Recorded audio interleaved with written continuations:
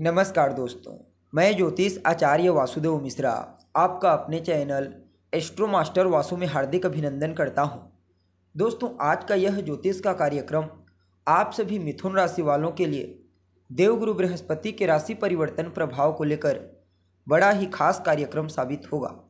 जी हाँ, देवगुरु बृहस्पति बीते 14 मई 2025 की रात 1:48 पर अपनी वर्तमान शत्रु राशि वृषभ राशि को छोड़कर अपनी सम राशि आपकी राशि मिथुन राशि में प्रवेश कर चुके हैं और 18 अक्टूबर 2025 की प्रातः तक आपकी राशि में ही रहते हुए आपको परिणाम प्रदान करेंगे और इसके पश्चात कर्क राशि में प्रवेश कर जाएंगे और फिर पुनः 5 दिसंबर को आपकी राशि में आएंगे।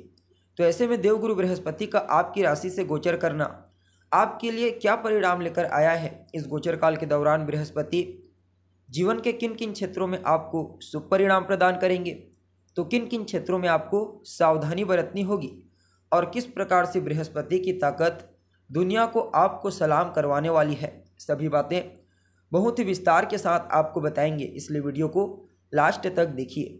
और अगर आप अपनी जन्म कुंडली पर हमसे परामर्श लेना चाहते हैं तो आपको हमारा कॉन्टैक्ट नंबर स्क्रीन पर और डिस्क्रिप्शन बॉक्स में मिल जाएगा, जहां से आप व्हाट्सएप के थ्रू अपॉइंटमेंट लेकर अपनी जन्म कुंडली का बड़ी बारीकी से अध्ययन करा सकते हैं।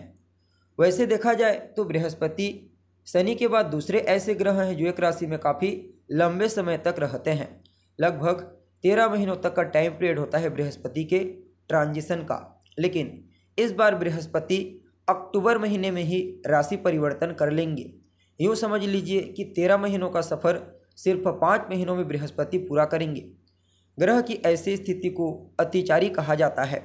अतिचारी अवस्था में ग्रह अपनी सामान्य गति से तेज चलता है और बृहस्पति जैसे ग्रह का अतिचारी होना, चूँकि बृहस्पति स्थिरता के प्रतीक हैं, कारक हैं, इसलिए इस समय बृहस्पति के इस अतिचारी गोचर को बिल्कुल भी सामान्य नहीं कहा जा सकता। ऊपर से शनि भी अतिचारी अवस्था से ही चल रहे हैं, तो बहुत कुछ संकेत प्रकृति के द्वारा हमें मिल रही है। बृहस्पति आपके ज्ञान को बताते हैं, जबकि शनि आपकी जिम्मेदारी को, आपके एक्सपीरियंस को, और यह जो राशि है मिथुन राशि, यह कम्युनिकेशन इन्वेंशन की राशि है, सांसारिक राशि है, खोज अनुसंधान की राशि है। इसलिए कई मामलों में यह गोचर, अतिचारी गोचर बृहस्पति का आपके लिए बड़ा महत्वपूर्ण रहेगा। अब देखिए, आप सभी मिथुन राशि वालों के लिए बृहस्पति आपकी राशि से गोचर कर रहे हैं, आपके लग्न भाव से, और आपके लिए कैसे गोचर कर रहे हैं, तो आपके सप्तम भाव और दसम भाव के स्वामी बनकर, दो केंद्र के घरों के स्वामी बनकर, ऊपर से लग्न में गुरु दिग्बली होते हैं। इसलिए यह गोचर आपके जीवन के 80% क्षेत्रों में आपको सकारात्मक परिणाम प्रदान करेगा। सबसे पहले तो बृहस्पति आपकी पर्सनैलिटी को, आपके व्यक्तित्व को बड़ा ही आकर्षक बनाएंगे, प्रभावशाली बनाएंगे, और यह आकर्षण आपके ज्ञान के द्वारा लोगों के मध्य देखने को मिलेगा। अर्थात आप अपने ज्ञान से, अपनी बुद्धिमत्ता, अपने डिसीजन क्षमता के माध्यम से इस समय अपने आप को उत्तरोत्तर लोगों के मध्य अट्रैक्टिव बनाने में विशेष रहेंगे। कुछ इस प्रकार से अट्रैक्शन आपके पर्सनैलिटी में होगा कि न चाहते हुए लोग आपकी ओर आकर्षित होंगे। बृहस्पति ज्ञान के कारक हैं, इसलिए सबसे ज़्यादा प्रभाव आपकी पर्सनैलिटी में ज्ञान का होगा। और जब आपकी पर्सनैलिटी में, व्यक्तित्व में सही और गलत की पहचान करने की क्षमता विकसित हो जाएगी कंप्लीट रूप से, तो आप अपने जीवन काल में तमाम प्रकार की परेशानियों को, कठिनाइयों को स्वतः ही दूर कर पाने में कामयाब होंगे। बृहस्पति वृद्धि के ग्रह हैं, जिम्मेदारी के, और जब भी राशि ऊपर से उनका गोचर होता है तो जिम्मेदारियां बढ़ जाती हैं। अगर आप जिम्मेदारियों को सही तरीके से निभाते हैं तो फिर आपके लिए बृहस्पति का यह गोचर वरदान के समान कार्य करेगा। या फिर आप यूँ समझ लीजिए कि इस गोचर काल के दौरान आप जितना ज़्यादा जिम्मेदारियों का वहन करेंगे, उतना ही ज़्यादा बृहस्पति का शुभ परिणाम आपको मिलेगा। लेकिन अगर आप जिम्मेदारियों से भागते हैं तो फिर राशि के ऊपर से गोचर करने वाला गुरु परेशानियाँ दे सकता है। तो इस बात का आपको ध्यान रखना है।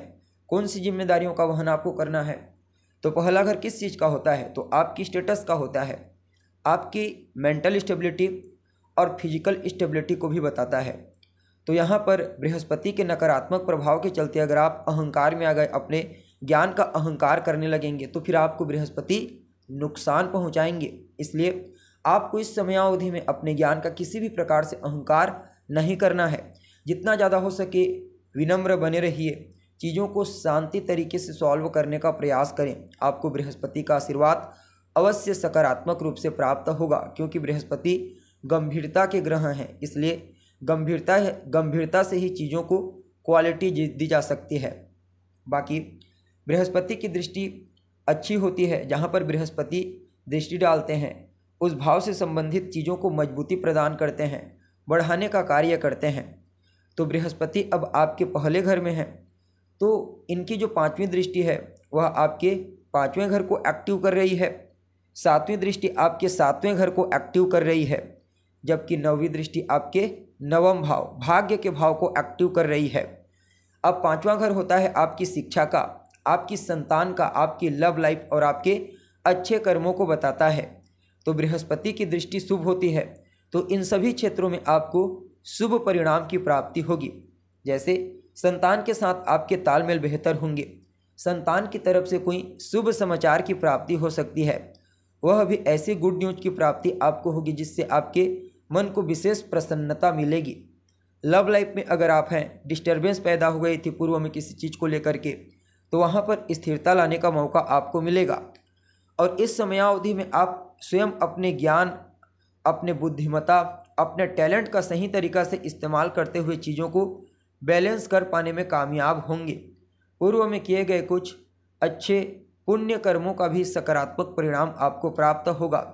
और 7वें घर पर दृष्टि होने के चलते आपके मैरिड लाइफ को, आपके वैवाहिक जीवन को अनुकूल बनाने में कोई कसर नहीं छोड़ेंगे। इस समयावधि में आपके लाइफ पार्टनर के नेचर में गुरु की गंभीरता, गुरु का ज्ञान और गुरु का विवेक विशेष रूप से दृष्टिगोचर होगा। और ये 3 चीज़ें आपके लिए फायदेमंद साबित होंगी। कार्य क्षेत्र में अगर आप अपने लाइफ पार्टनर से सलाह मशवरा करते हैं किसी टॉपिक पर, किसी योजना पर, तो उनके द्वारा दी गई सलाह और उनके द्वारा किया गया सहयोग आपको वहाँ पर विशेष लाभ प्रदान करेगा। अगर आप एक व्यापारी हैं, स्वतंत्र रूप से व्यापार करते हैं, तो भी अच्छा रहेगा समय। और पार्टनरशिप में करते हैं तो पार्टनर के द्वारा दी गई सलाह आपके लिए वरदान के समान कार्य करेगी। नया काम धंधा शुरू करने के लिए भी, नया बिजनेस व्यापार, बृहस्पति के इस गोचर को हम अच्छा कह सकते हैं। बाकी 9वें भाव पर दृष्टि होने के चलते कहना ही नहीं, आपके भाग्य को जागृत कर रहे हैं। 9वें भाव में बृहस्पति अति विशिष्ट कारक ग्रह होते हैं, क्योंकि स्वयं भाग्य के कारक हैं, धर्म के कारक हैं।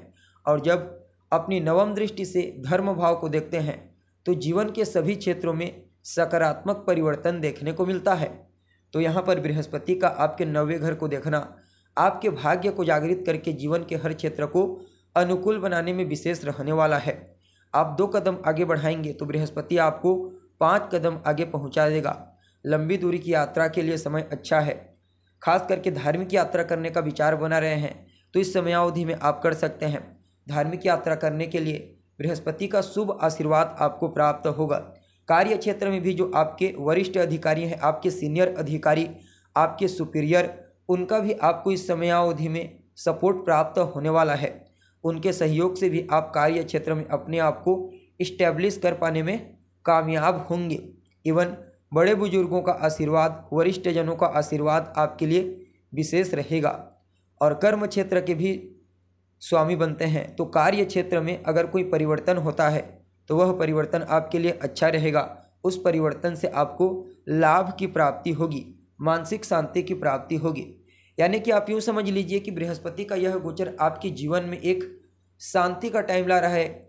स्पेशल नॉर्मल तरीके से जीवन में हैप्पीनेस किस प्रकार से प्राप्त की जा सकती है, इसकी शिक्षा आपको अवश्य प्रदान करेंगे। फिर भी क्या कुछ उपाय आपको करना चाहिए, तो आप अपने बड़े बुजुर्गों का आशीर्वाद लेते रहिए, उनकी सेवा कीजिए, उनकी सहायता कीजिए। मंदिर जाइए, देवालय जाइए, गुरु स्थान जाइए, गुरु आश्रम जाइए, तीर्थ यात्रा कीजिए। आपके लिए सब चीज़ें विशेष प्रॉफिटेबल होंगी बृहस्पति के इस गोचर को अनुकूल बनाने के लिए। तो दोस्तों, उम्मीद है आपको वीडियो अच्छा लगा होगा। अभी के लिए बस इतना ही। पुनः मुलाकात होगी एक नए एपिसोड में। तब तक के लिए नमस्कार।